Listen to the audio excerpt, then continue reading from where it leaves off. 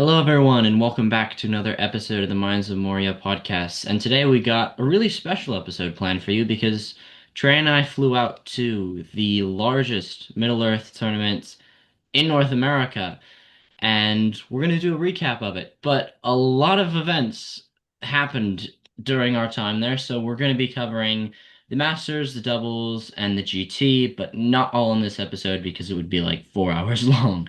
So we're going to break that up into two different parts, and today we're just going to be talking about the Masters, doubles, and then kind of segue a bit into our specific prep for the GT.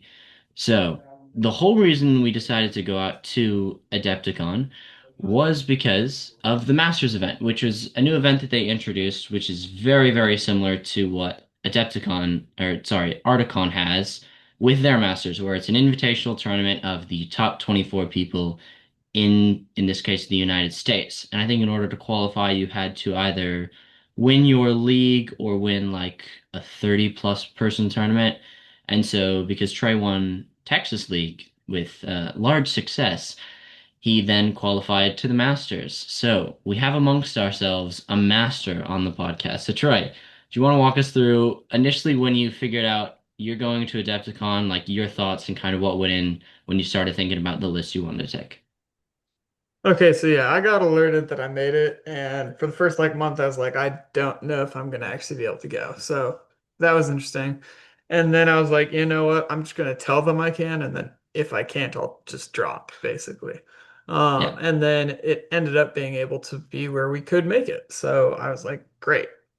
So initially, when I was thinking through my lists, the first list that I thought about was Umbar. And then after like a week, I was like, I don't have any of this painted. I'm not going to do Omar. And so then I went and did Greenfields. So I played Greenfields for like 2 months and had large success with it. I was playing it at like 700 points and taking down people with 800 point lists and doing that consistently. And I loved that list. The issue is I got quite bored playing it and kicking people's butts with it in the most boring way possible. Because if you have never played against the list run in the correct way, it just walks through your army while your heroes slowly walk through theirs because your army kills theirs faster and you have 64 models. They have normally around 35. You have almost as many heroes as they have troops. It's great. And then you also get like 35 bows on top of that with a Warhorn. It's great. The issue is again, as I said, I got quite bored. And so instead of just going, you know what, I'm just going to run probably the most competitive list I own, I was like, you know what, I'm going to switch it up. And so then I pulled out my Wolves of Isengard and was in between Wolves of Isengard and Umbar.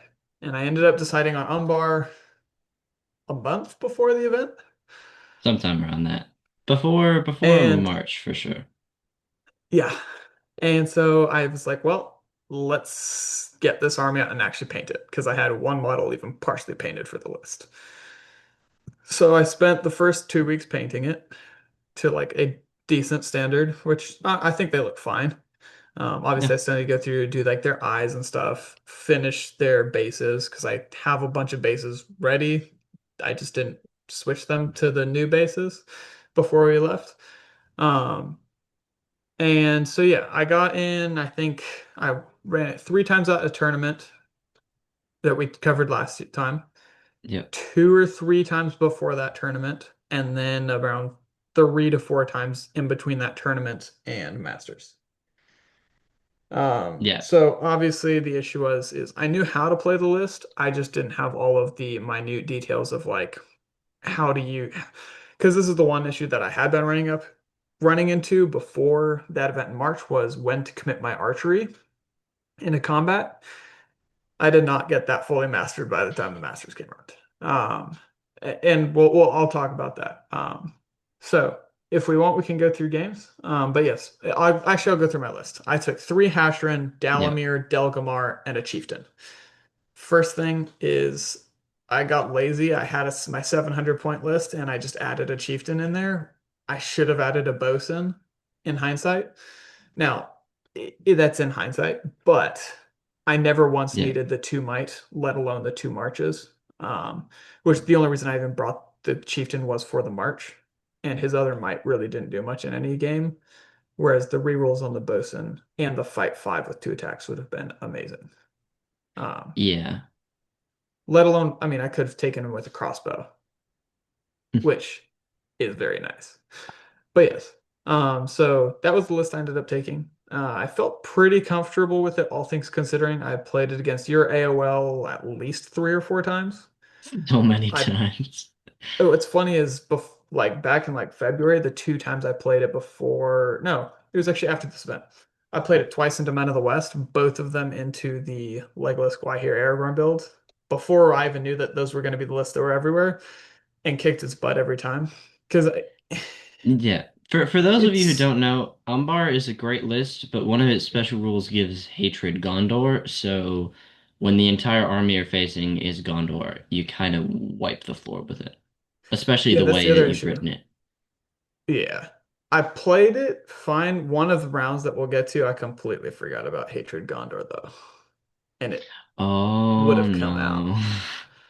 But Oh, for the come on. first half of the game, it wouldn't have mattered. So, Yeah, that's but fair. yes. Um, But yeah. Do you want to do it just go in straight into the Masters, or do you want to go over a brief overview of doubles, what y'all did before we jump into the Masters? Yeah, so we can jump around a bit into that. It was really cool because Trey and I were bouncing off list ideas, and he was like, "Oh, we'll start Umbar," so I practiced against his Umbar, and then Greenfields. I didn't play that, thank the Lord, because I don't want to play against 34 my powered bows. And then it was like Khan, and then Wolves, but so it is tricky, but I think Umbar was the right pick because it has the ability to take down a lot of really competitive lists. And before this, we didn't know, there were, I think, ended up being 7 Men of the West in the Masters out of like 24. Yeah. So it plays exceptionally well into Men of the West. So it was a perfect pick for that counter. We'll get into whether or not you actually ended up facing Men of the West, but yeah. So in terms of how Adepticon ran that, on the Thursday night, they had the last chance qualifier. So I think they had 21 spots already given out. I think there were 3 spots that were up for grabs in last chance. Unfortunately, I wasn't able to make it. Not that I wanted to, anyways. But I think the list that ended up getting in were Ugluk Scouts, another Men of the West, and then I don't remember the third one. It was a second Minas Morgul. Ah, that's right, the second Minas Morgul. So there was a whole breakdown of the army lists, and I can put up a chart in post if we want. But it was basically a bunch of men in the West, and there was some spread of other armies. But last chance took place on Thursday, and then Friday you had 4 games in one day of Masters, and they did end up streaming some of those games. The last round, I should say, top table was streamed. So all those streams are available online as well if you want to go watch those.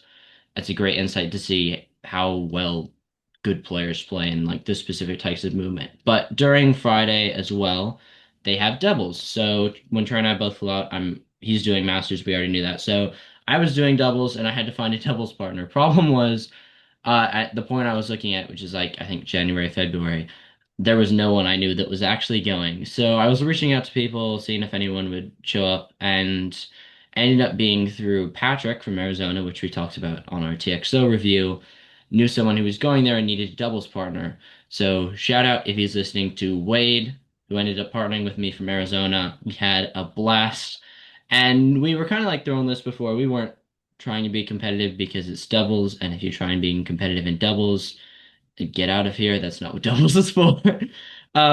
So we ended up taking Radagast Alliance. Doubles was 900 points, and for clarification, all the others, so the GT and Masters were 750. So it was 900 points, so we took Radagast Alliance. So he had Radagast on Eagle, Great Eagle, 2 fledglings, and I had Gwahir with a Great Eagle and Beorn. So that was our list, and that was super fun. And I'd never played with the army and hadn't met Wade until that tournament, but it was a blast and super fun, and we got to do lots of crazy monster stuff. So we'll be alternating between some of that, but the main show is Masters because this is the first time that they were doing Masters. They were testing it out, and I think from watching as an outsider, it went really well, and I hope that they continue to do that and promote that because it was really cool. And kind of a way for, us in America not to fly all the way over to the UK to experience what AdeptiCon would be. So AdeptiCon kind of had that spin on that. And there were a ton of people that showed up for the GT. So ended up being a really cool event overall. 100%. I mean, honestly, even just the Devils was pretty cool because what was it, 106 players or something? It was a crazy amount of Yeah, people there that were showed up like for that. 56 teams. What was that like? I'm not gonna do math that late. Like It's 112 or something. 112. So Yeah. yeah, it was super cool. Yep. Lots of people showed up.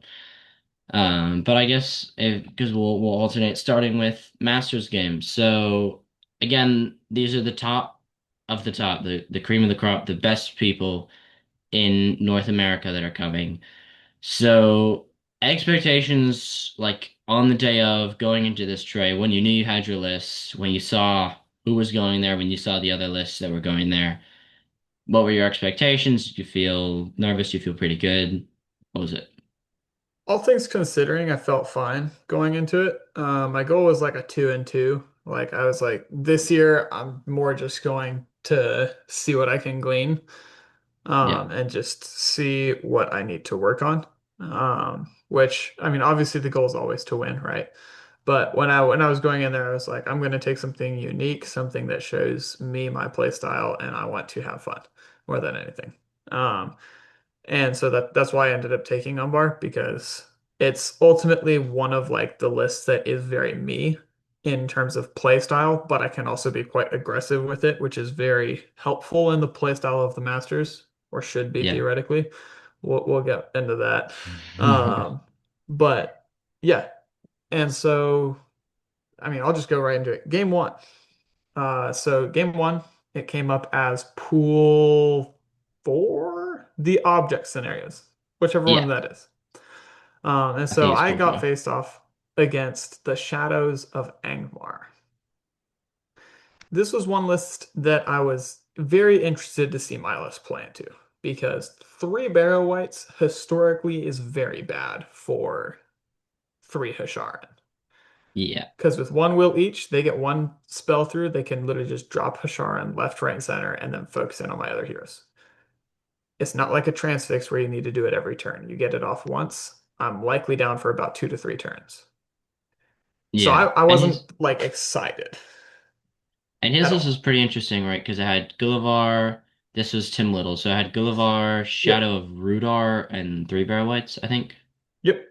So it was all paralyzed, Correct. none of the Wither stuff. So Yes. Which against my list is the much better option. yeah. But we ended up doing all our veto stuff. I vetoed retrieval, I think, because playing that against Gullivar would not be the best, especially on the table we were at. The diagonals would have pretty much blocked off every single shooting lane I could have gotten. Hmm. And so I was like, yeah, we'll not do that. And then he vetoed like treasure hoard or something. So it was like between seize the prizes and destroy the supplies, which we ended up playing destroy the supplies. He had a banner, I didn't. So right off the bat, I was like, I'm at a disadvantage. So I was like, well, we've got to mitigate that. So turn one, I get priority, or he gets it, gives it to me. So I pretty much move up so that I am going towards this one central-ish, like massive piece of terrain.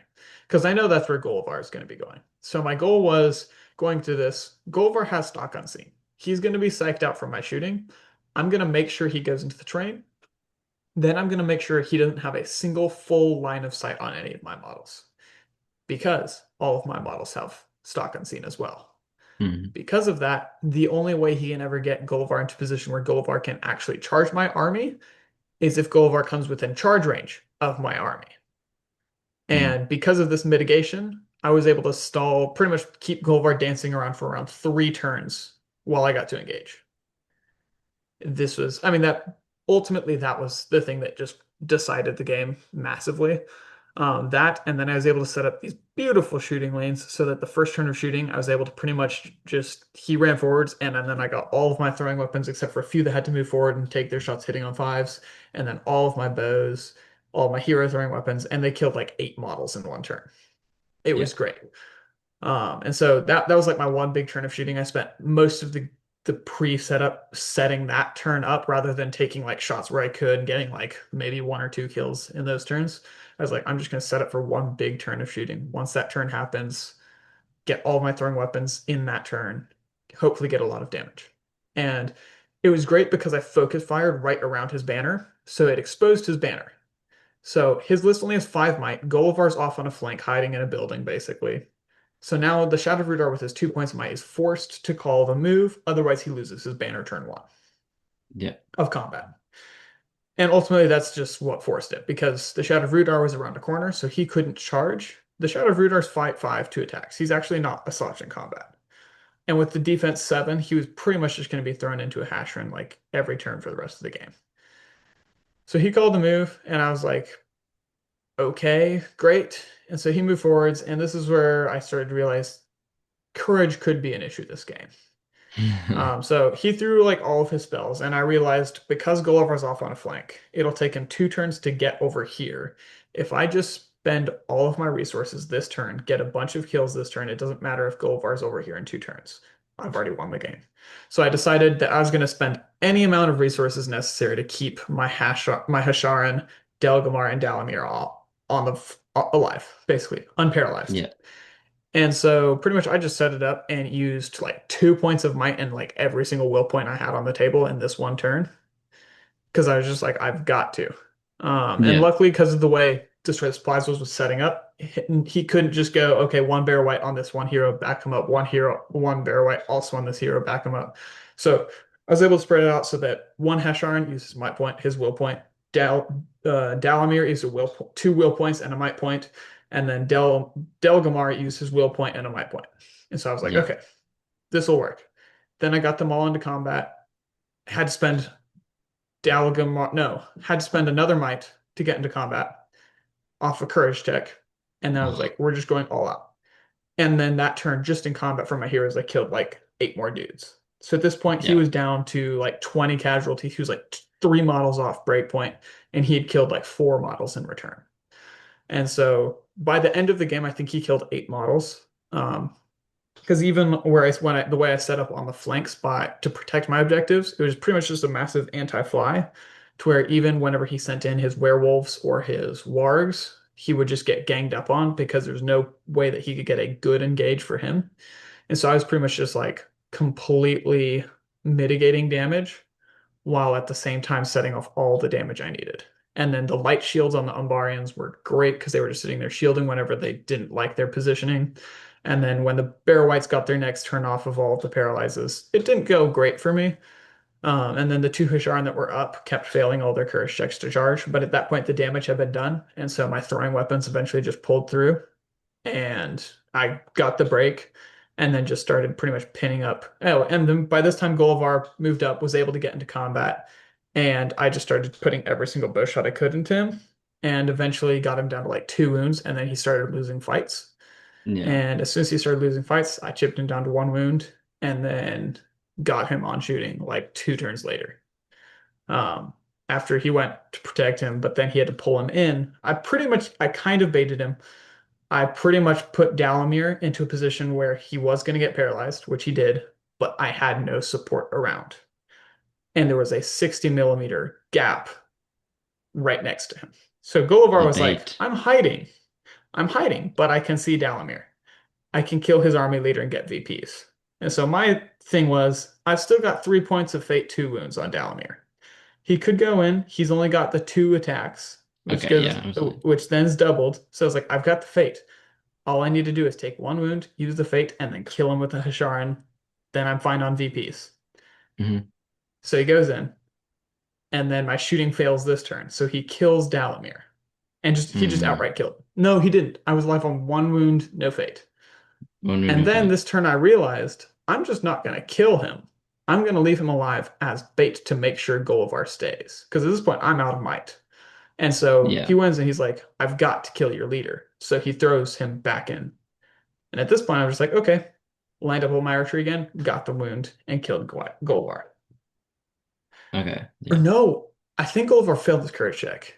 I'm not gonna lie. I think Golvar failed his courage check. Just It was ran. either it was either That's true because shooting he or did take 2 wounds from he that. was, yeah. it was either he ran or I got the last wound through with archery. I don't remember which because I threw a bunch of shots in the last few turns, but a fleeing Gulliver does. I think that might have happened. Yeah. Um, Okay. but yeah, so that game ended up being like an 18-1, I think. Here, I'll I'll double. pull it up. Yeah, you can double check. Yeah. Um, Did you get his banner? I did not. That was where he got Okay. his Yeah. only VPs. I'm Um, guessing. And you got how many supply markers? I got Did all you of them. So it was a you got all of 16 to them? 7 major victory because the banners are with four VPs. And And then then he did get the leader eventually. yeah, he I got think the he got like a random orc and was able to get the kill. okay. Which in the end I was like, okay, that's not the worst. But yeah, so that was round one at the Masters. Yeah, I think you played that really well. I think Shadows of Angmar, a burnout strategy, especially with your list, is kind of required because one will on all your heroes. You're maybe blocking one, like you said, just throw the might and will, but after, two turns or three barrel in the shadow, good luck not dying. But also it's really interesting because, even when you are failing courage checks, you still kind of want to tag them because they still get their throwing weapons, they still get their blow pipes. So I think it's powerful to have heroes with shooting attacks. But it sounds like you played that well too, and I think vetoing retrieval was the right choice. Seize the prizes would have been really interesting because he can get to one auto with Gully. But you have the Yes, march, so the rest of I your have army to can move up march. pretty fast. So that would have been an interesting matchup. But yeah, sounds like it was a intense game as well. And I think the game that was streamed that round was It Richard was Lynn versus Ted, right? I yes, think. yes. Yeah. So that one's available as well. If you want the links for that, I can put them in the description if you really need. But so the really nice thing for me is because Masters has 4 rounds, doubles has 3. We're all like in the same general area. So I think doubles started like an hour and 15, or like an hour after that. So I was able to watch a lot of these first games. I was able to watch some of Trey's game, which is really good. And then went into my game, and the scenario was for doubles. I don't remember any of the names, but it's the one where it's the Maelstrom and there's 5 objectives. So your leaders start in the middle, your primary warband start in the middle, and then the rest kind of walk on. So no, going into that, no, we have a 7 model army. Granted, like all of them are dominant something. So I wasn't expecting to win this matchup, and then we just saw that we were paired against none other than Goblin Town with 110 goblins in the only 5 objective scenario. But it was Maelstrom, so which doesn't really make a difference. So we were kind of like, all right, let's see how many goblins we can kill. We're not trying to, win this. But what ended up happening is Goblin King and his warband has to deploy in the middle. Rowdy Guest is our primary leader, so he's in the middle. And then I think we lose priority. I think I have to move on. But Baron and Guahir roll well. They both go on to kind of a side objective because there's one objective in the middle and then 4 on the corners. So that we kind of move on the side. Because our strategy is everyone else is in Maelstrom and the Goblin King is kind of stuck in the middle, so it's going to take a while to get reinforcements. So if we can just throw body, like if we can basically get our whole army on the Goblin King and get a kill, and then just try and break him and run and at least tag some of these objectives. So they had no scribe, but they had Grinna, a bunch of captains. They did have Golem, and so they roll their Maelstrom and they literally don't care because so they get out of their like 110 models, they have all 5 objectives. Like they just space it out that well. I think they rolled, ironically enough, I think they had 6 warbands, and I think they rolled 5 6s and a 5. So we didn't even get a move, which is fine. I don't really care. And then first turn, I think they win priority. We end up calling a move with Radagast to try and get the charge off and get into some dudes. Eagle's charge, Radagast charge doesn't mind casting a spell. I don't think he tries casting because the Goblin King had just shielded off with goblins. And then we had to end up calling a move as well with Beorn to try and get him in a bear form because Gollum was right next to him. Like, I want to come stab you in man form. So we won that move off, and Beorn was able to go into some dudes, avoid Gollum. But then they tagged Squaw here and the Eagle on the other side. And then they put the Goblin King into a Great Eagle. I was like, okay, we did, I think, have a fledgling that could hurl into the combat. Because, well, actually, I don't remember. I think we had a fledgling that could hurl, but I don't know if it mattered because he's strength 5. And so when it comes to combat, the Goblin King calls a heroic strength. So he's lower fight value against an eagle on the charge. I think he trapped it. And instead of calling the strike, they call the strength. So he's strength 10 with a two-handed weapon. Our eagle rolls like trip twos, and the Goblin King is wounding on twos and just rips the Great Eagle to shreds. I think we get some kills there. Gwahir survives, the other eagle survives. Beorn, I think, actually combated in no barged into a captain and killed him. But I won't go too much into the rest of the details because it's basically eagles versus goblins. Can we roll a six or not? Um, I feel really bad for Wade because his eagles were like just rolling like fours and threes and just losing fights and taking wounds. We were failing courage tests with Eagles because he threw up the terror song. Eventually, though, we started grinding him down. Gollum was really annoying for them because every turn he would fail, run back 5 inches, next turn run forward, fail the next turn, run back 5 inches, run forward. So Gollum didn't do anything the whole game, and we were just killing pretty reliably. But we were kind of separated. Ended up getting Gwahir into the middle and the Eagle into the middle and throwing Beorn onto the side objective. Combating with Gwahir. So we had Beorn on one objective, Gwahir on one objective, and then I think a fledgling had died at that point. So it was Radagast and Great Eagle and a fledgling. And we got into the Goblin King, I want to say like 4 or 5 different times. We charge him. At this point, he was out of might from like moves and strikes and I think spending on resist or something like that. We'd win the fight. We'd knock him down. We have 8 dice. We wound him on threes. We do 7 wounds. He'd save 6 with blow rate mass. You're like, and for 4 straight turns, I think we did a total of like 28 wounds. And he survived on like 1 wound. And then Grinna and the rest of the warbands came up and started tagging. They brought the might at this point. We were out of might and they started killing some stuff. And this game was a little interesting too, because there were a lot of like tiny rules disputes that they had.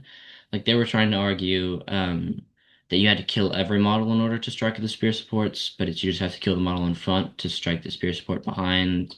They didn't know the ring, you had to take an intelligence test. So like these things that were like, you know, basic some things that you should be knowing, which all of them ended up going our way. The only one that didn't and was kind of annoying, but didn't really impact too much, is they tried to argue you had to delegate all of your strikes before you rolled the dice. So it's like, say, Gwahir charged into a captain and 2 dudes. I have to go, all right, 2 strikes doubled into the captain, one into this dude, one into this dude, and then I roll them. I can't roll, 2 strikes at the captain. I get 1 wound, so I decided to throw another strike, which isn't how it happens. They argued that, ended up getting ruled against us. Whatever, we ended up playing through that. So it kind of got a bit petty in between. But they were actually losing a lot of goblins fast, and Gwahir and Beorn were just winning their fights and killing. So at this point, I ended up going near time, and I think we killed like 40 something goblins at this point. Ended up getting second to last turn, Radagast barge into the Goblin King, did 7 wounds, finally didn't save it, so we killed the Goblin King. And then later, they declared it was the last turn, so they have 2 of the objectives like completely surrounded. The middle one, they have like 30 dudes or something, and we have our 3 eagles. Beorn and Gwahir are each on a side objective with just 4 models apiece. Actually, I think Beorn has 3. They say it's the last turn. Beorn goes into 2, Gwahir goes into 2 on the charge. Both call combats because they both have a might point left. And if they win that, they go into the other dudes. They clear out both, so we get 2 completely uncontested. Radagast at this point had taken all of his fate off, but hadn't taken a wound. And so he's getting trapped and surrounded every time, but just hoping to roll a 6. And then Gwahir fails his combat on a 5, and they roll a 6. Beorn fails his combat on a 5, they roll a 6. And then our fledgling barges to get in range of the objective. Radagast does the same, but has to go into like a captain and a dude. They win the fight and just straight up do 3 wounds, and Radagast dies. So that last turn, if I had won those heroic combats, we would have had 2 completely cleared, and we would have broken them. But we ended up nobody broke. We both got leader kill, and then we just had more over three objectives, and they had two uncontested. So I think it ended up being like 9-6. So overall, like we were two dice rolls away from winning an objective scenario against 110 goblins with seven models. So we had a blast. We were killing goblins, and there were some occasional rules disputes, but I'm fine with that. But overall, it was a pretty fun game. So that was the doubles, and there were a lot of great people in costumes and some really funky armies. Like there was I know Patrick, who we talked about, was running Azog, Bolg, and 10 Hunter Orc captains on wargs. So the doubles was awesome, and we're all just there to have fun. And Red Against Alliance killed some goblins but lost, so that was pretty cool. Yep. I mean, from what I saw, the doubles looks like it was a lot of fun, It was a blast, man. especially with Red Against Alliance. That list is fun. All right, Trey, you want to go into your game? All right. Game two at the Masters. So for round two, I was faced up against uh, Baz and his Yes. Dale. And so beforehand, we are like, okay, great. Dale versus Umbar. This will actually be a really interesting matchup because my heroes can just walk through his troops, and his troops can kind of walk through my troops. So this is going to be a very interesting game. And then we rolled into pool two. So I was fine playing Dale, but pool two kind of just sucks. And so he ends up vetoing contest, and I end up vetoing to the death because he has two banners. Yeah, yeah. And so I was just like, okay, assassination, it's in the dark. This will be interesting. He can't just shoot me off the table. Because we rolled between Lords of Battle and to the death. If it's Lords of Battles, it's just like, okay, It's a well, shoot that off. was fun. Um, yes and no. The issue was is there was actually a decent amount of terrain on the board. It was just really awkwardly placed, so there's nowhere where I could like legitimately set up my army for a proper shooting war versus him. So he would still have just shot me off the table, basically, Yeah. if that came up. But in assassination, it's all about, guess what, killing heroes. And so he just proves like, I'm just gonna put my 50 troops in front of my four heroes and watch you. I was like, okay, great. The issue was is I won like two priorities that like were actually like, okay, this is somewhat useful the entire game. So pretty much every single turn where I needed him to move first so that I could set up a good placement to run in and get an engage, he won and gave to me, so I could never really do that. And the issue was is he was applying the proper pressure to me. His wind lance hit like four times that game in the dark, and took off Fate left, right, and center off my heroes because it was just like, oh, your chieftain down to Fate. Oh, Dalamir down to Fate. Delgamar down to Fate. It was like it was really annoying, and it killed like five dudes too. And then he got like one turn of shooting and killed like eight dudes. And so at that point, I was like, this is gonna be really interesting because at this point we're dancing back and forth. We've got like 45 minutes left, and then he has the one turn and is able to shoot out like 10 dudes. So I was like, oh, that's not great. So I pretty much kind of just started pulling back, setting up behind terrain for archery.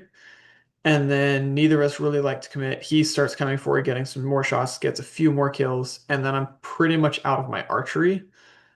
Um, and so then I just start fully pulling back and trying to set up in more of like a choke point engage to whereas if he walks into the choke, I can then just throw all my heroes in a choke and just have heroes versus him, which means he will not break me.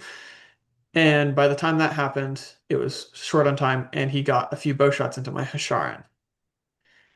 And he got it through, does his wound, and then he pulls back because he's got his wound on his his Yeah. assassination target. And And your so your rolls for Fate were exceptional, I heard, two, for that two, and two. issue. Yeah, which I rolled later because and this is where it was horrible. I'm able to catch on and get a bunch of kills. And like the first turn, I got like eight kills. Like I ran into him and just did like eight wounds off the bat. The next turn, I run in and get like six more. So I got like 24 kills before the game ended.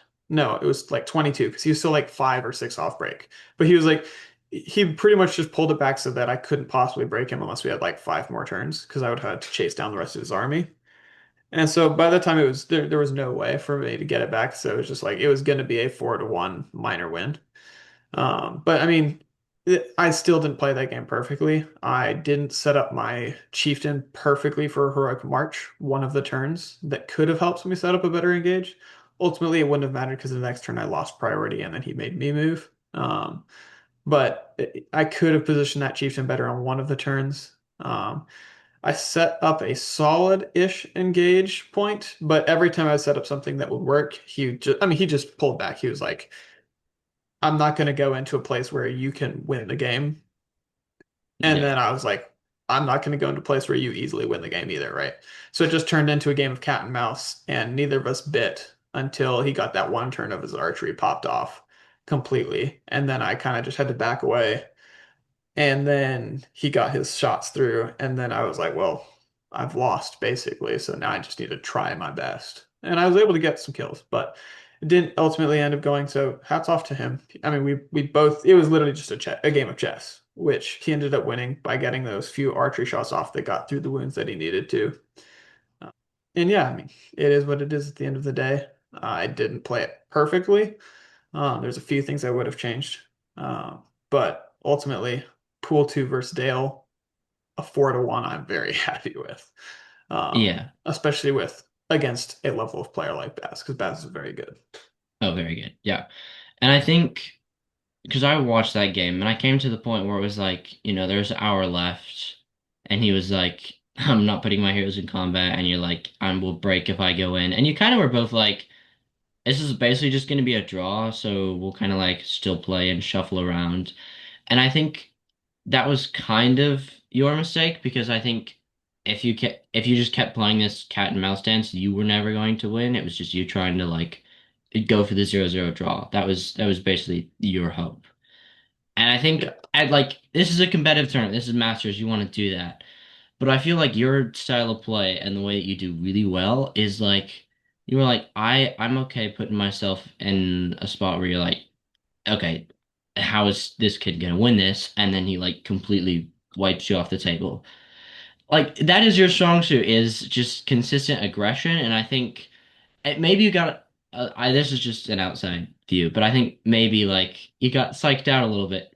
Oh, But 100% did. I and 100% and did. it's pretty hard because you don't look at that matchup and you go, all right, I have a chieftain, I'm gonna march twice, I'm gonna get in his face, and I'm just gonna kill troops because you're like at that point I'm gonna take damage somewhere, that's gonna be there. But I think going all out is maybe the better strategy at the end of the day.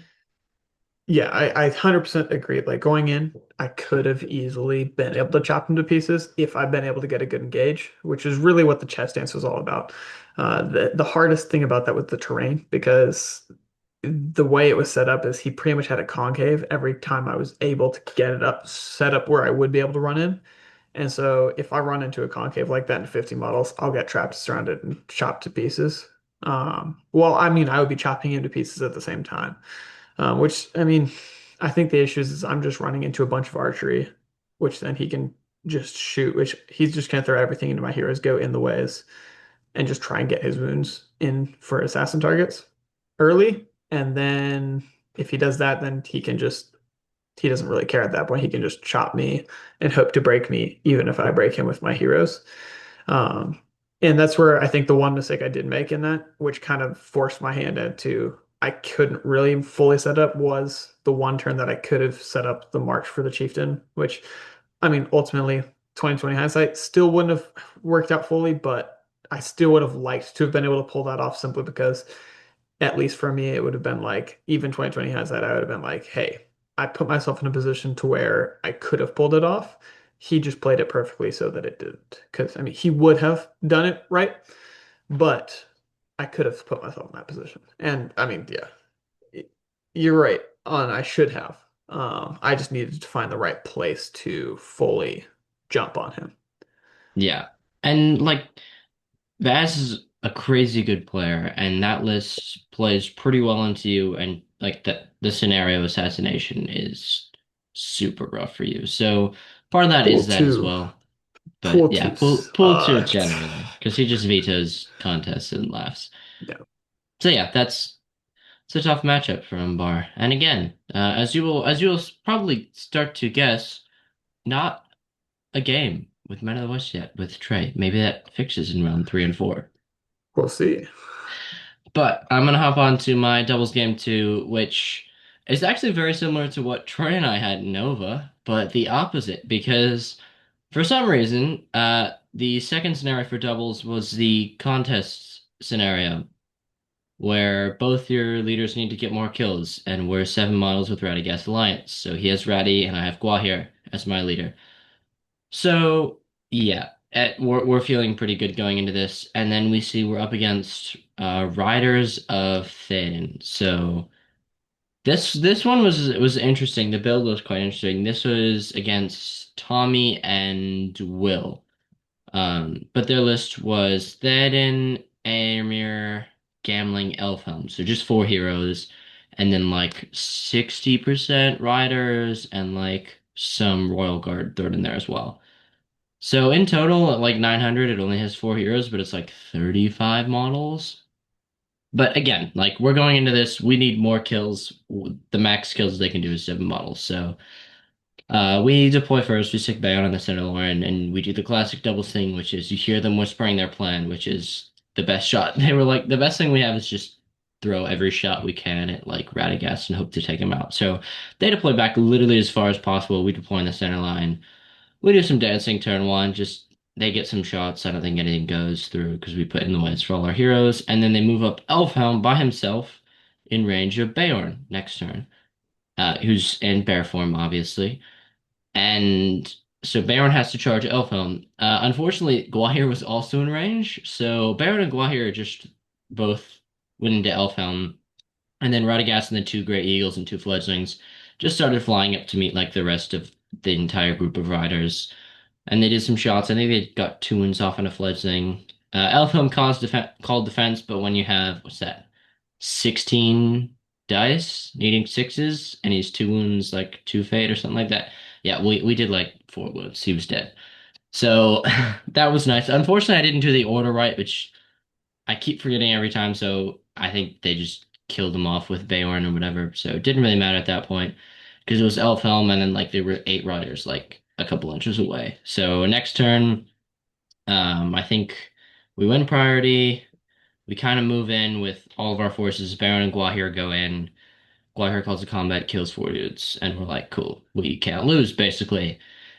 And then they throw in Aemir into Radagast because our positioning wasn't the best between Wade and I, just because we were just throwing eagles forward. And then Theoden went into a great, Gambling went into a great eagle. Theoden was not able to reach combat.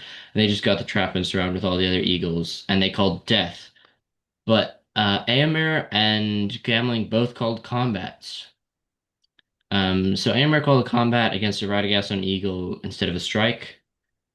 Don't particularly know why he did that. Ended up like, we have higher fight value. We just mited it, I think, or we just rolled the six, hurled Aemir into gambling, not gambling over Eagle 8 gambling. And I think they did like a chip damage on that. At that point, Beorn and Gwahir had completely leveled that entirely the flank, so they're moving over to help them. Theoden got like 7 riders in and struck against the eagle, won the combat, did like 1 wound. Did the same thing next turn, ended up killing the eagle. And then basically our eagles just kind of broke him and quartered him. It was kind of funny though, because anytime we had anyone against Aemir or Theoden, they would lose the fight, even if they're higher fight value, and then like take no wounds. So at the end, we had gotten them quartered and broken, and it was gonna be the last turn. They ran Theoden behind a building, and we went, oh, because we wanted to kill Theoden. But so it ended up being like 15-0, which, that's one of those. That's kind of the worst at doubles, where you kind of look at this and you're like, you can't win. Like when Troy and I had White Hand against Dragons, and that you're like, cool, what are you gonna do? So it really sucked for our opponents. They did really well though. Like they had some interesting moves and positioning well. Strikes kind of went their way, but that's kind of double scenarios for you. So yeah, Yep. that was pretty fun. And Baron and Gwahir were on a tear. I think. between the two of them, in the first two games, I won't spoil anything else, they lost one combat and they just killed everything. Like Beorn got like I think 25 goblins and like 15 riders. Like he just go because his move is so useful with Radiath's alliance. Like he's killing whatever he's charging, and then he calls a move, and he's most of the time getting that off because a lot of points I had him on flanks where like there's no might, and he just eats things on the charge. So Beorn was doing Beorn things. I really like Beorn actually. Um, yeah, He is solid. that was my doubles. Yes. Yep. Round three, Trey. Okay, round One three and Masters. one. This one, honestly, this probably was my favorite game of the Masters. So I was playing Ted Can too. So I've never played him before, but I've seen him play before Nova, and so I was super interested. And this was the other list, other than Dale, that I did not want to face of the 24. And so I was like, Yeah. I can handle it. It's not the best.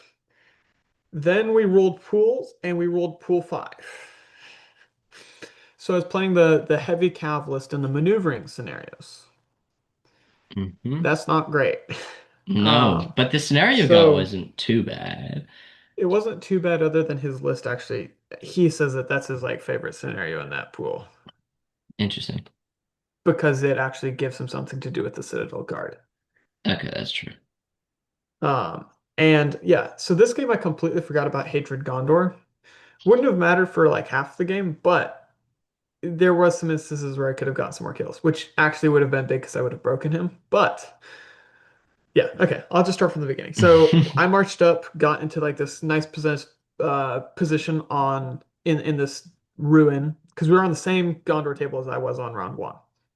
And so I marched up into this ruin that Gullivar had been hiding in my previous game here, and I was just like setting up a defense there. So I'm like, okay, great. I've got two of my objectives. I'm moving them up. This will be fine. I've got them in position. This will work. And he runs forward, meets me pretty much right around here. So we're pretty much 5 inches away at this point because he's just pretty much pushing forward super fast and just trying to push into my face.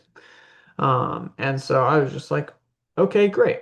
On the opposite flank, it's like four Sons of Earl versus a Hasherin. I've got three guys with my other objective over there. So I'm like, I can deal with this.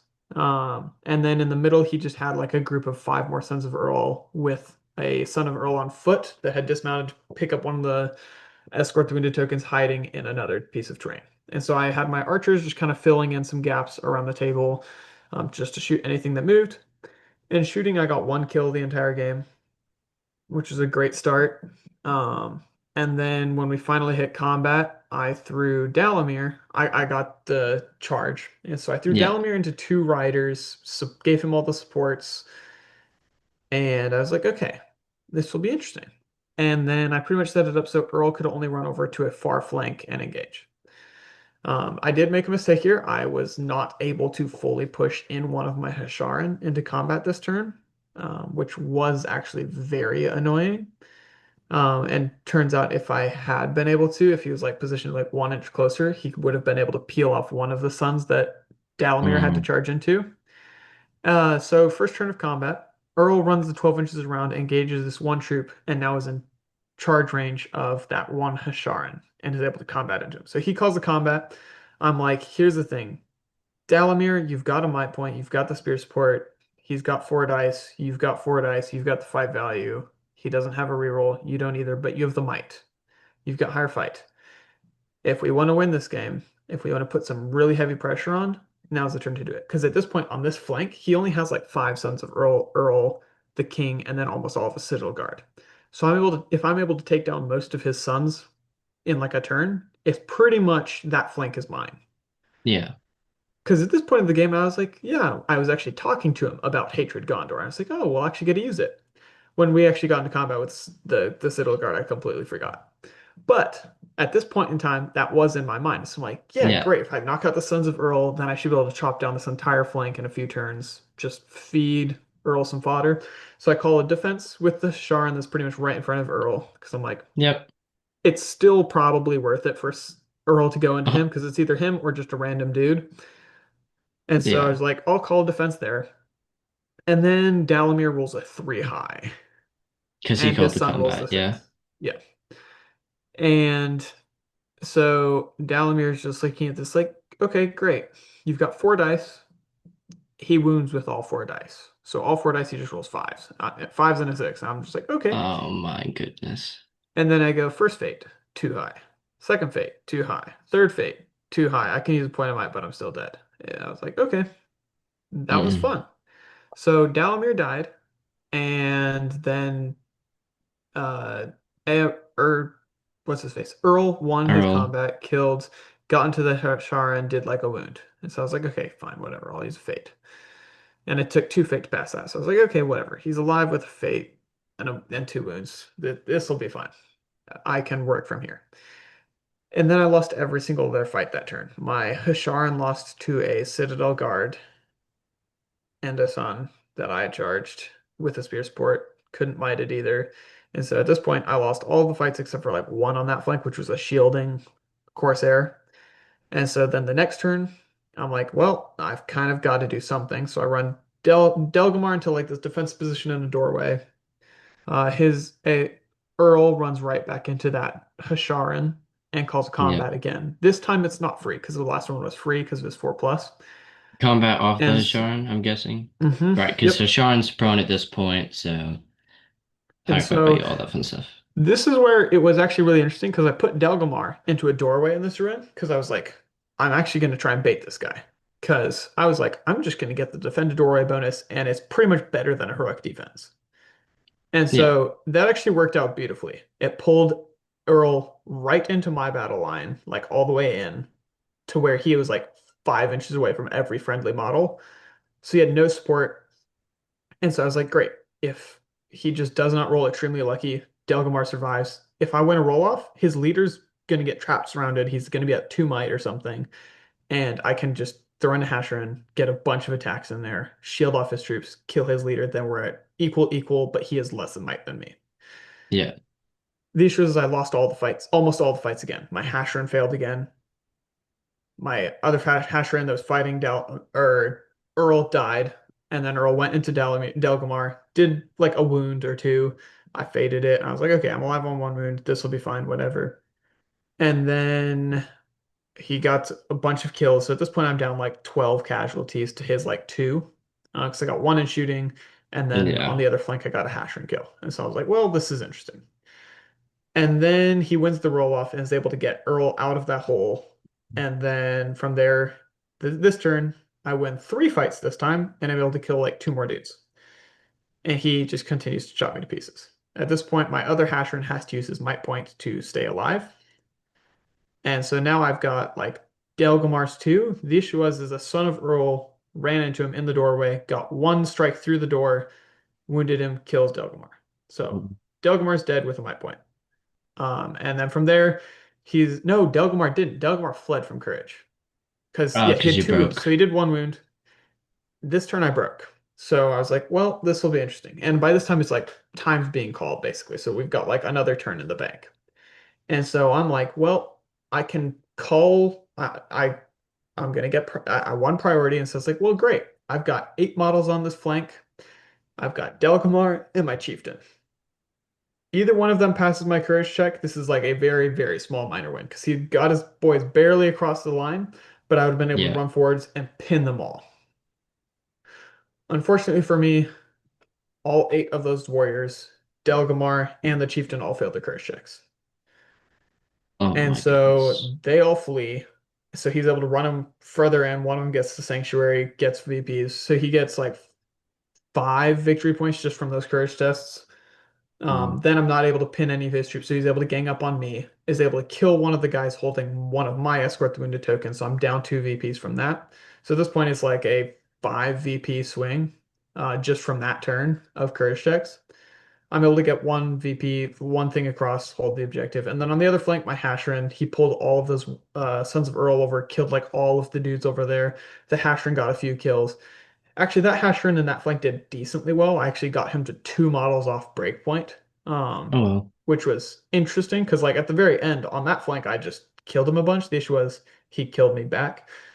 So Yeah. while my Hashran did like 5 kills over there over the course of like 5 turns, which almost all of them came in the last like 2 turns, it was just not enough. And he got another objective barely across. And that one again, I could have pinned and I almost got it. My Hashran lost his fight the last turn, meaning he still held that objective, giving him 2 more Hmm. VPs. Um, and here's the thing, he played it perfectly. After Dalamir lost, I kind of just went into like more damage mitigation mode. I could have potentially went more offensive. I mean, I tried. The issue is the next turn, which is where I really like actually tried and pushed into it. He won all the fights and just got so many kills that it just didn't really matter. And from there, I was just like, I just need to conserve points, get my as many VPs across as I can, hope to break him, and pretty much just lose. What is that, like 14 to 12 or something? Because we both get ours across.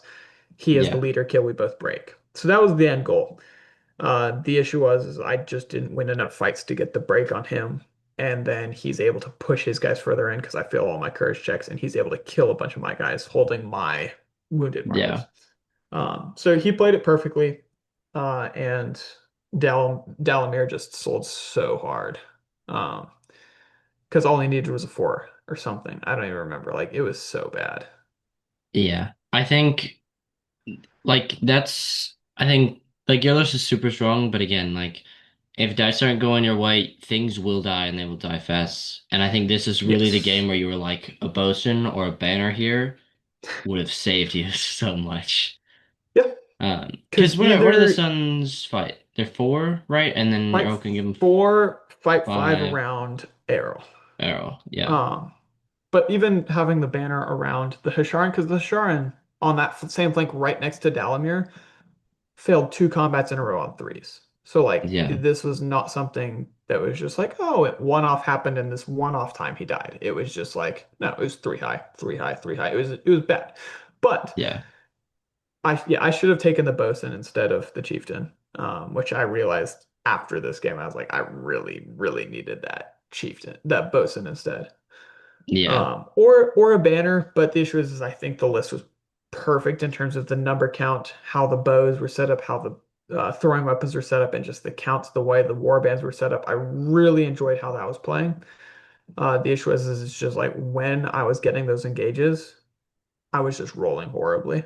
And hmm, from there, with D4 across your army, you die fast, especially against yeah. Sons of Roll, which is the main reason why I did not want to play that army. And that is the one weakness of Asharin is that they just have one might point. So Yep. that's yeah, that's a pretty rough game. Sounds like maybe there might have been a couple things you did different, but I think you put that game overall. I was able to, because again, like doubles and masters are off. I was able to watch the top table, which was super interesting, which is Matt Iverson versus Caleb Silverglade. So Men of the Which, West versus. if you're watching Caleb, you are the worst player I've ever seen in my life. I'm kidding. No. No, No. yeah, it was actually really interesting. That one, I would love to go into a side tangent about that game. But it was cool. There was a heroic challenge that went off and that was accepted. Quahir got one shot by an emperor. So all of these fun little things, and I really enjoyed this because I'm able to watch all these different masters play and learn from them as well. So yeah. But that matchup and that round sounded pretty brutal. So I'm gonna cheer you up with some doubles. Yay. I'll Yeah, go into my actually, no, final that's round. fair. This round was by far my favorite. I unfortunately don't remember their names, but it's officially listed as like Sons of Dave. But the scenario was it's basically hold ground mixed with divide and conquer. So the double scenario, you each start on opposite board edges and then you run to the middle. Pretty simple stuff. And we were against a really, really fun list, which was the Blackgate Opens. So Mouth of Sauron, two Mordor Troll Chieftains, a Taskmaster, a Shaman. But the way it was split up was interesting. They had two Troll Chieftains and a Taskmaster in one warband, and then the Mouth, the Shaman, and then they had a Troll with a drum in the other warband. So they ended up splitting up. And they were awesome. It was super fun. At this point, like we're having fun and it was kind of scary for us because, the Troll Chieftains are fight 8 and they have strike. So literally everyone but Beorn is scared of them. So our plan was pretty simple. It is attack the flank that does not have the Mordor Troll chieftains. So the one with the shaman, the mouth, and the troll, we're flying both our warbands there. We're pretty fast. We'll get there, kill that warband, fly into the middle, then deal with the troll chieftains. Um, and then the temptation of Sauron hits. So this rule, I obviously start with Beorn and Manform, and I actually keep him there because Manform he's like intelligence 3 up or 4 up, but Bearform he's intelligence 6 up, which is kind of scary. So we start with that, and they're like, let's let's throw it on Radagast. Why not? Radagast rules Snake Eyes, needing like a 3 or 4, and he goes, well, that sucks. And they run him into the corner, saying he was looking for Sebastian. So Sebastian fell off the eagle. Radagast was looking for him. We were like, whatever. We're just flying towards this stupid troll in the mouth. I think they march with the Taskmaster, march with the troll. Taskmaster's might was free, whatever. Next turn, Baron changes into bear form. We run forward. I don't remember if I don't think we're in range yet. They're like, oh, it worked against Radagast. Let's do it again. Radagast, Snake Eyes again. Stuck in the corner for 2 turns. So poor Wade, has rolled awful with all of his warbands with Radagast, and now he's just rolling straight Snake Eyes. At this point, we changed to a dice tray, and it worked well after that. But we had Gwahir, Beorn, and my Great Eagle against what was it? And then yeah, they flew in his Great Eagle and his 2 fledglings. I was able to get Gwahir into a troll and a Great Eagle into a shaman, which was big because he didn't throw up Fury yet. I think this might have been the second turn we got into combat. So he didn't have the Fury, we had the Terror. Bjorn was kind of trailing behind because he started in mountain form. He ends up casting with the mouth on the Eagle, I think just the regular Eagle, and then throws the mouth into Gwahir. And I was like, this is great, cool. And then he's only able to get in one more Moradin. So he spear supports, so he has 4 guys against the regular Eagle. I think I started with that. No, I started with Gwahir. Gwahir wins the fight and just destroys the mouth, and I think does a wound on the troll too. But he doesn't knock the troll down, which is kind of annoying. So he kills the mouth, which is really good. We got rid of the magic because we weren't getting our resistance to magic because guess what? Radagast was in the corner. And then our eagle that is fighting 4 dudes. Actually, no, I think it was just a shaman and no, it had to be 4 dudes. And they were trapped, lost the fight, and just straight up took 3 wounds and died. Again, this is shaman. Like, oh my gosh. Next turn though, I don't remember if he spent a mind point. Next turn we call a move. We send Gwahir into the shaman this time and Beorn into the troll. Or actually, I don't think Bayon could get in the troll. Bayon got into some dudes, and he just combated and killed some stuff. And then Gwahir won and killed the shaman. And then the Eagles from Wade's side flew in. Luckily, they didn't test Radagast. They tested the bear, who passed every single time he was tempted. So Radagast is trying to make his way to the middle after being stuck in the corner for 2 turns. End up destroying the shaman, killing a bunch of dudes. Baron eventually gets into the troll and knocks it over at fight 8 and just rips it apart. So at this point, we basically demolished this entire warband. They did a really sneaky thing where there's banner VPs, so he like hid his banner like in the little crevice of a building, but it's double, so we're across each other, and I see it, but he's like talking like he's like I'm hiding the banner, no one sees it, and I was like I see where the banner is, and he was like dang it, so he's kind of fledging and the fledging killed the banner, but it was pretty cool. And then it ended up being we destroyed that entire warband and then flew to the middle where, the Troll Chieftains and the Taskmaster were. Taskmaster got like 4 whip saves on marches, which was like super clutch. And then it was basically last turn, and they put 2 Troll Chieftains into a fledgling. And we're gonna combat. And could either go into Beorn, one combat strike, into Beorn or into Radagast. Radagast threw up the defense, and Gwahir called the combat as well to get towards the middle. Gwahir wins the fight, pairs off the troll that calls the combat. So they end up killing the fledgling, but they're not able to get the combat off. So they don't get Radagast, they don't get Beorn. And then I think an eagle loses a fight, but it ends up being exactly tied in the middle, which is crazy. Like I think it was like 21-21 in the Central, Crazy. which, shocker, happened to me twice later on in the event where it like ties at like 20 something. And I'm like, what is this? So we ended up winning because we got the break. But it was super fun. We were having a bunch of fun, and it's sad that we didn't get more turns in. But overall, it was super fun. I think we ended up finishing like 19th out of 56 with Running Against the Lines. So go us. Actually, let me see. Where are we? Somewhere here. I don't remember where we placed, but yeah, the people who won were Last Alliance, so no shocker there. But when you have 56 people in a three-round event, it's not who wins the most games, it's how big do you win your games. Basically, a bit of a luck of the draw. So, but doubles is super fun to play, and Wade was awesome. I love playing Radagast Alliance. His was penned up pretty well too. So. Thanks, buddy, for playing with me. It was awesome. I hope we both learned a lot of things and had fun with Eagles and stuff. But yeah, at the end of the day, Bayon and Guahir lost one combat over three games. And they just shredded stuff to pieces, man. It was awesome. It was Sounds lovely. awesome. But the grand finale is here, Trey. You gotta Yeah. bounce back. You're 1-2. All right, who you playing? Yep. I'm playing Mitchell Hammond, which Oh, I love the Hammonds. And shout Matt out had just Mitchell. pulled up. And so Matt Hammond just pulled up. And so I was just like hanging out in between the games, just trash talking with Matt. And then I found out I was playing his brother. And so I was like, okay, yeah, great. I was like, Matt, come over here. Let's just hang out and chill. So we were just having fun that game. But it was actually really interesting. I made him deploy first. Or no, He's he won the running. deployment thing. Who's Dragon running Emperor. what? Dragon Emperor. Yes. And so we veto into capture and control or something. Because I'm like, we're not playing breakthrough against that list. And he's like, we're not playing Mm-mm. domination. Or no, I vetoed stake a claim and he vetoed domination. Oh yeah, because you hate Sega Clan because you're weird. Um, Okay, first of all, against Dragon Emperor, that's like an instant loss. yeah, and this one was different because it was Brogyr Dragon Knight, Dragon Emperor. So Yes.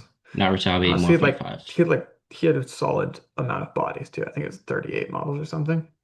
Yeah. Um, but he deploys his first warband of just the Dragon Emperor pretty much just right on center line. And so I was just like, okay, that's interesting. And I was like, okay, I'll do my one drop Hashirin right in your face. So I put him like by this rock thing, pretty much right in his face. So I was like 3 inches away from his troops. And so he's like, okay, that's interesting. So he throws Brogyr on the other side of that rock along the line. He's like thinking, okay, well, maybe he'll just like, because he was expecting me to sit back and shoot because I've got 13 bows, all the throwing weapons. And I've played his brother a lot. I know I don't know if he knows this, but if he knows anything about me, I love to kite. And so I was like, you know what? I'm just gonna try and totally outplay this guy on a just deployment. And so I deployed my second hash run with a few troops right next to the first one, right in between those two warbands. And so at this point, he's just kind of confused. And so he's like, okay. So he drops his Dragon Knight over on the other side of the Dragon Emperor. This is where I made my biggest mistake. I should have done just deployed my entire army right next to Brogyr's warband, swarmed Brogyr's warband, killed all the fight four dudes where they have no fight five before the Dragon Emperor gets over. But turns out a Dragon Knight sitting pretty much by himself where he's self-trapped between the Dragon Emperor and a piece of terrain was too enticing. And so instead I was like, I'm just going to run in, let my heroes just flash kill the Dragon Knight, then push Delamere over into his fight five troops and just kill a troop or two a turn. Let my troops just kind of die one at a time so we pull even. He would kill a troop, I would kill a troop. In that regards, I would shoot out the guys out of the Dragon Emperor. It'll be fine. The issue is I won two priorities that entire game, and it took 4 turns for me to kill the Dragon Knight when he was trapped at fight 3 and transfixed. I came over to this game after I'd finished my doubles, and Trey's like, "Bro, I got a 3. This is the best I've been rolling." So like, we're changing the dice. We're changing the dice, Trey. Trey is rolling awful, and Mitchell's kind of there like, "I feel really bad for this," and Matt's like, he's sitting at the table making fun of Trey like Matt No, he's should. just So. laughing. This is amazing. And to be fair, this was not the worst I rolled at the event. My game versus Tech Can 2, Mm. I rolled worse. But Yes, because then I ran in. Broger, he played Broger perfectly. Because then Broger, I was just like, okay, you've got a small flank, I've got a choke point, I've got two Hasherin and like 8 dudes. I didn't even have 8 dudes, I had like 6 dudes. I was like, this will be fine. Broger's not a combat hero. His troops are all the fight four guys. They can't get to fight five. I've got might. I'll blow all my might to win these fights and just chop them to pieces. Yeah. Tremor is apparently very good I'm telling because you, man. he got the tremor off, knocked my Hasharan prone, killed one of them. The next turn gets into the other one, and then I have to blow my might to stand up, to win and stand up.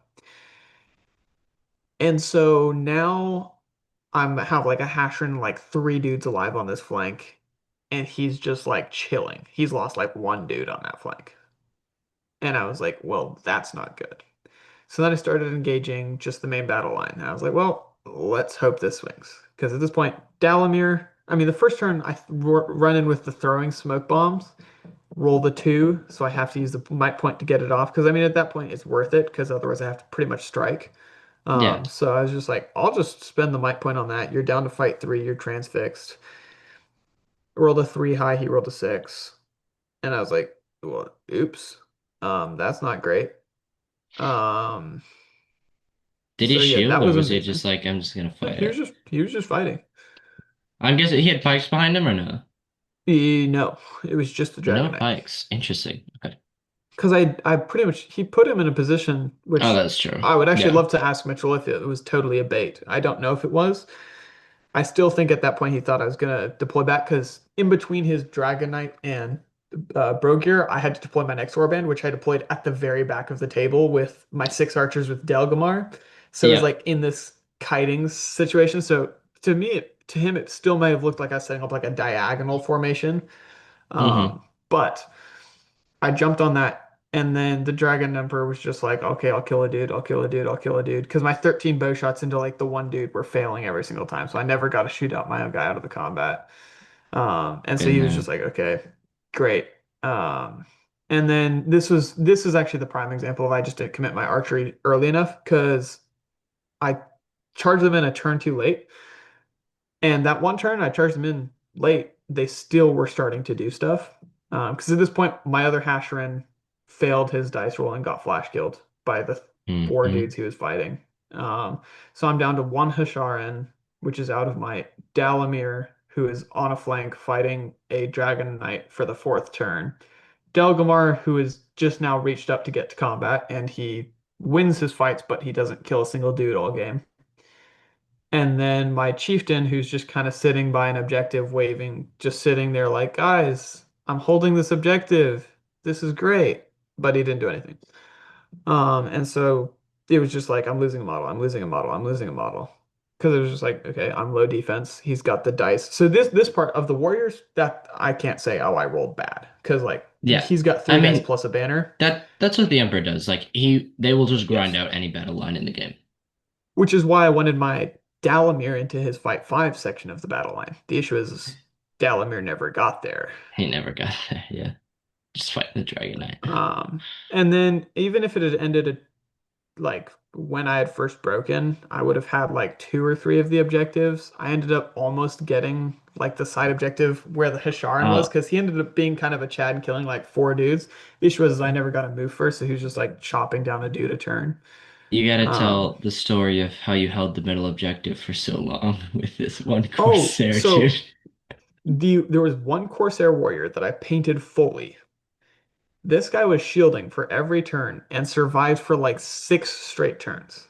To be clear, other than this one dude, I rolled 3 6s this entire game. This one dude rolled 4 6s the entire game. So, of my I 7 6s I rolled, he rolled more than half of them. This guy There's was like amazing. 6 dudes like trying to kill this dude because everyone else is in base contact, and he's like, "No, I'm not gonna die. This one's neutral now." You're like, It was "No." amazing. It took the It was so Dragon funny. Emperor, it took the Dragon Emperor and Acolyte and like 6 dudes to kill him. It was great. The highlight of the tournament. It wasn't, I hope that's not that. it was pretty We'll get into funny. that. Yeah, it was pretty funny, but yeah. Maybe of the masters, because here's the thing: when you're hanging out with the Hammonds, when you don't care, because here's the thing: by that game, I really, especially after the first two turns of Dalamir just going, yeah, I'm not killing your Dragon Knight. This is great. I was just kind of Yeah. at the point where I was just like, you know what? We're having fun. Okay. Yeah.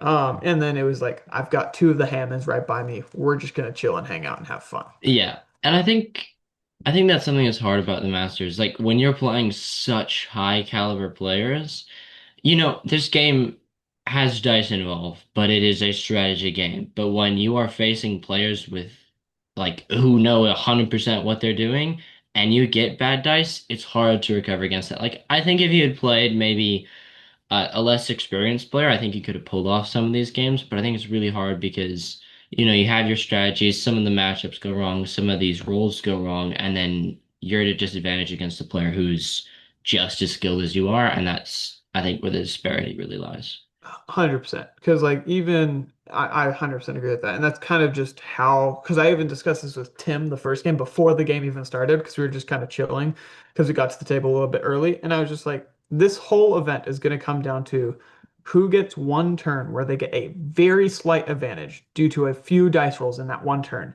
and who can take advantage of that one little advantage. Because Mhm. if you get just like this one little thing, one little kill that pops a little hole, you can get an extra trap in one turn. Like that can legitimately change the entire course of the game. It's Yeah. just, will players be able to capitalize on that? If they are, what comes next? And like, it's all about taking these little advantages that the dice give you, and can you use it? Can you perfect it? If you can't, it's back to game on. If you can, it goes from a small advantage to like you're getting your foot fully inside the door for a win. And if you can continue building those up on top of each other, you're just opening that door more and more, right? Yeah, And I for think sure. you, case in point, Mitchell Hammond's, I believe it was his second game. It was him versus Minas Morgul, and it was just like his opponent was just very slowly eking out. Oh, I got one more kill, and he was in contest, got one more kill, and it's just like that's kind of just how it went, right? I think that's just case in point of what the Masters is. Alrighty. And that finishes Masters as a whole. Four brutal games against the best of the best. So, if we want, we can just quickly go through who ended up placing. Trey, do you remember what you ended up placing? 17th, I believe.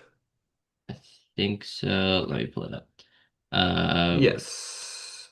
oh, No, 19th. no, 19th. And Yep. then just to quickly go over the final round, which again was streamed, was Matt Iverson versus Jordan Miller.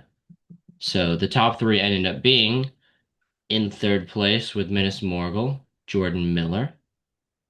Second place, Ted Cantu, who we already talked about, who Trey played. And then first place, Yep. Matt Iverson with Host of the Dragon Emperor. So no men of the West in the top three for the Masters, which, maybe there's no men of the West in the podium for GT. We'll see if that happens or not.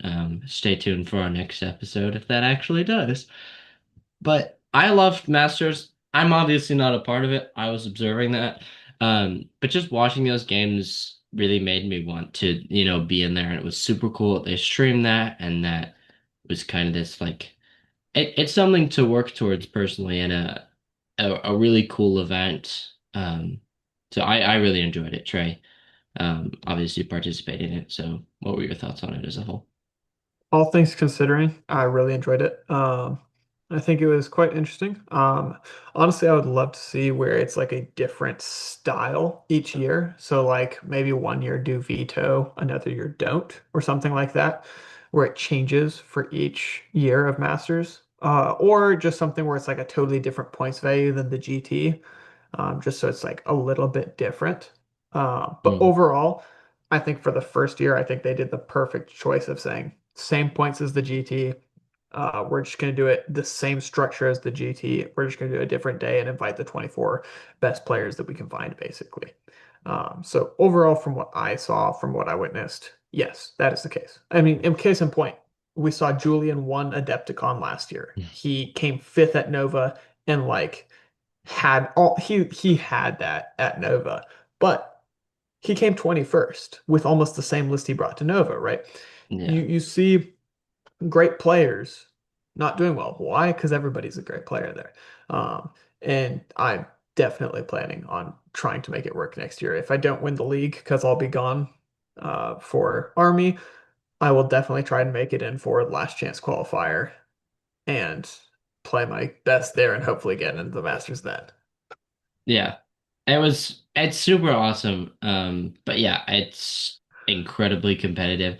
And the environment all is really good too, because when you have those high caliber players, you're not arguing over, these nitty-gritty rules or this terrain. You both understand the game very well, so it comes down to what the game should be about, which a lot of the times is tactics. Unfortunately, a lot of times, when you have players of very high skill, a lot of it does sometimes come down to, who can roll with the punches that the dice roll better. But I really enjoyed it. I hope they continue to do it. But like you said, I hope they do some variations of it so it's not the same points value or exactly the same thing. So yeah, Yep. that was what happened Friday at Adepticon, and Trey and I ended up going out to dinner with most of the masters and some other people like Will and Scott. So and Matt Hammond. So yeah, it was super fun.